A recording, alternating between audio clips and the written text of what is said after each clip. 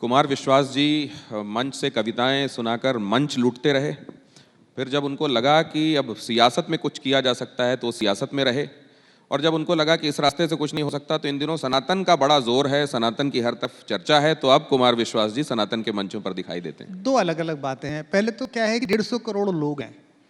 उन 150 करोड़ लोगों के पास लगभग 100 करोड़ रुपए के पास 1700 रुपए का मोबाइल है और हर एक के पास अपनी एक सोच है। अब अगर उन्हें आप काउंटर करने बैठ गए किसने क्या कहा तो आपने तो अपना काम कर लिया, आप जी लिए। तो वो क्या कह रहे हैं, क्यों कह रहे हैं, इस पर चिंता नहीं करनी चाहिए। जो प्रशंसक है, जो समर्थक है, उनके विषय भी सद्भाव रखना चाहिए, उनके प्रति बहुत उन्मुख नहीं होना चाहिए। क्योंकि क्या है, धीमे धीमे आप अपनी चेतना गिरवी रख देते हैं कि मेरे चाहने वाले लोग जो मैं वैसा बोलूं, वैसा मैं कहूं, यहां से गड़बड़ शुरू हो जाती है। देखिए, लोक सदैव सत्य नहीं होता, नीति सत्य होती है। अगर लोक सत्य होता तो चित्रकूट में राम जी को वापस ले जाने के लिए पूरा लोक आया था, तीनों माएँ आई थी, सारे मंत्री आए थे, सेना आई थी। अगर उस दिन राम जी कह देते कि हाँ चलो तुम ज्यादा रो रहे हो तो मैं चल रहा हूं, तो ऐसा चुनाव होता कि किम जोन को भी जो 3% नहीं मिले वो भी उन्हें मिल जाते, पूरे के पूरे मिल जाते। लेकिन राम जी ने कहा कि भाई लोग अपनी जगह जाने, नीति से सत्य नहीं है। पिताजी एक संविधान संशोधन कर गए हैं, तुमको राजा बनना है, मुझे वन में जाना है, मैं नीति पर चलूंगा। बहुधा हमारी राजनीतिक चेतना के कारण आजकल ऐसा हो गया है, पत्रकारिता में भी हो गया है। 14 से पहले जो पत्रकार जो लिख रहे थे वो 14 के बाद क्या लिख रहे हैं, और 14 के बाद भगवान ने करे कभी 34 आ गया तो क्या लिखेंगे, मैं और आप देखेंगे इसमें क्या दिक्कत है, वो लिखते ही हैं। तो उनकी क्या चिंता करना, नीति सत्य है, तभी सत्य था, अब भी सत्य है। अगर आप एक बड़े धर्म के 80 वर्ष से अधिक आयु के शंकराचार्य को उनके धर्म के सबसे बड़े त्योहार दिवाली के दिन एक झूठे केस में उठाकर एक वैन में बंद करके ले जाओगे, तब भी हम बोले थे चौराहे पर। इसलिए नहीं बोले थे कि सरकार दूसरों की और दूसरों की आ जाएगी, इसलिए कि वो बात गलत थी, और इसलिए अब भी बोलेंगे। अब सरकारें इस प्रकार की तो लोगों को ऐसा लगता है।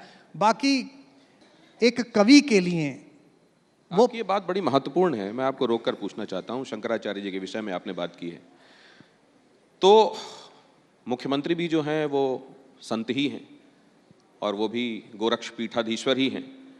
इसको आपने कैसे देखा, खास तौर से इस बात को नजर में रखते हुए कि धर्म जोड़ता है और यहाँ धर्म के ही दो बड़े आइकॉन हैं जिनको लोग आमने सामने देख रहे हैं? मैंने तब भी टिप्पणी की थी, मैं अब भी टिप्पणी कर रहा हूं।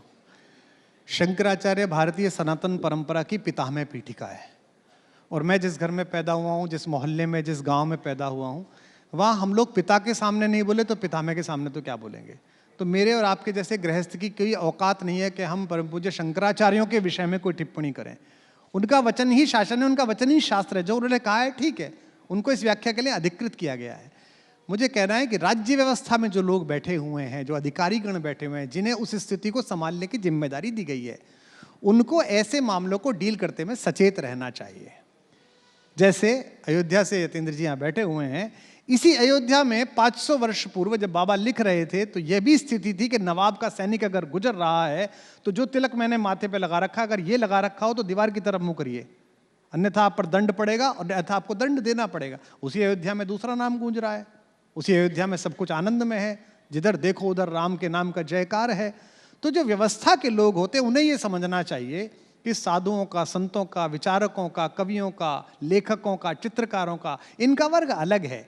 इन्हें थोड़ा ट्रीट करते समय, जैसे मैं ये अपेक्षा नहीं करता कि एक हत्यारे का इंटीग्रेशन करते समय एक दरोगा उससे सभ्यता से बात करेगा, जी महानुभाव तो आपने किस दिन हत्या की, आपने कैसे, किस प्रकार, आपसे ऐसा थोड़ी करता है। वो अपनी भाषा में ही करता है, दरवाजे बंद हो लेते हैं, उसकी अपनी लैंग्वेज है, और उसकी लैंग्वेज सुनने के बाद वो हत्यारा 5 मिनट बाद पटपट पटपट बोलना शुरू कर देता है।